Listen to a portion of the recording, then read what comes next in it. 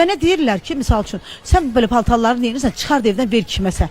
Fikirləşirəm ki, axı mən bunu bugün də geyməsəm, bəlkə də bir neçə aydan sonra hansısa bir konsertimdə bir aksesuar olaraq mənə lazım olacaq. Ezgi, bax sizin bu geyiminizi, bu tərzinizi mən bilirəm, təkrarlayanlar var. Siz görürsünüzmü o sizin o təkrarlayan? Görürəm, çox sevinirəm, alqışlayıram.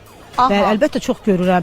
Nəinki bizim Azərbaycanda. Bizim Azərbaycan hələ onlara heç Azərbaycanı nəzərdə tutmuram.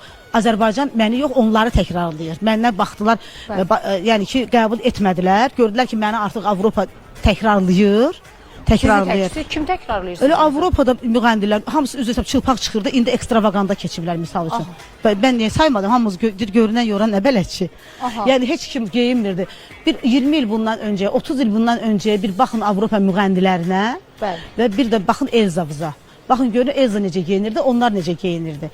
Baxmayaraq ki, fashion moda jurnallar, əvvəl bir qalın jurnal var idi, moda jurnalı, dəb jurnalı. Yəni ki, bunları Azərbaycanda mən edəndə məni heç həvəsdən salmağa çalışıblar hər zaman.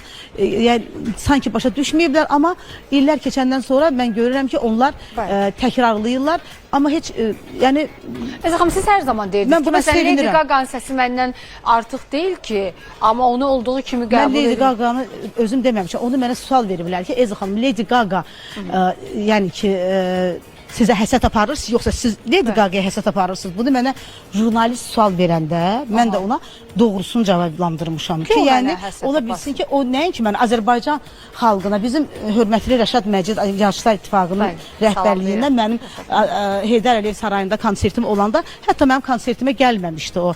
Görüntülərdən görəndə yazmışdı ki, Avropa bizə paxıllıq edir ki, bizim Elzamız var. Yəni mən istəmirəm burada özümü tərifləyim. Yəni şükür Allaha, məni xalqımız, Allah məni birincisi tərifləyib.